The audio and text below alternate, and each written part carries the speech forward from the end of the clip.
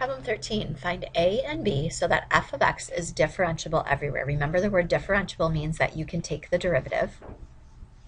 And in order for something to be able to take the derivative, the first thing that we know is that the function needs to be continuous.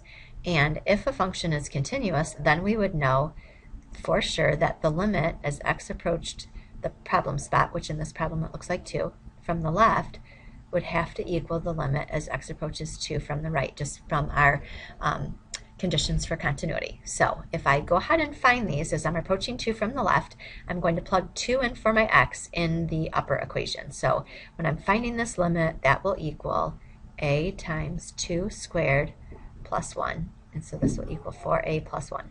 Okay, the limit approaching 2 from the right side, if I were to plug 2 in for my x, I end up getting 2b minus 3.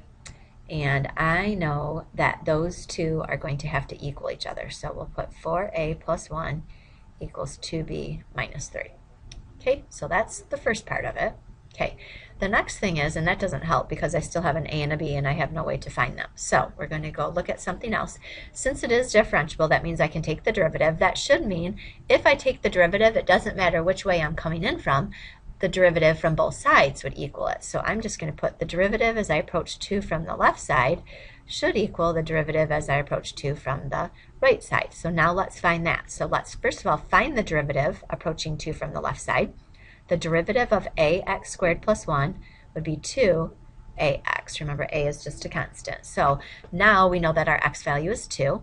So if I plug 2 in for my x, I will get 4a. All right, on the right side, coming in from the right side, the derivative of the right side, the derivative of bx will just be b, and that's about it. Doesn't matter where it's happening, the derivative will always equal b. And I know that those two would equal each other. So now notice we have 2 equations and 2 unknowns. There are probably several different ways that you could approach this problem, but I notice right here that it tells me that 4a is equal to b, and I notice over here I have a 4a in my problem, so I'm actually going to use substitution on this one. So wherever I see that 4a, I'm going to put b in its place. So I'm going to have b plus 1 equals 2b minus 3. And then from here, we could get the b's together. So I'll subtract b from both sides. I'll end up getting 1 equals b minus 3. And then if I add 3 to solve for b, I get b equals 4. And then since I know that b equals 4, I could come back into that equation right here, 4a equals b.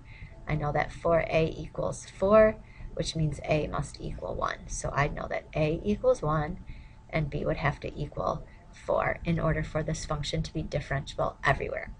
There are many other ways that you could approach this problem. I could have put this b equals 4a, I could have plugged that in for the b equals. I could have plugged that in for the b right there. So don't think that your way is necessarily wrong, it just is a different way of doing the problem.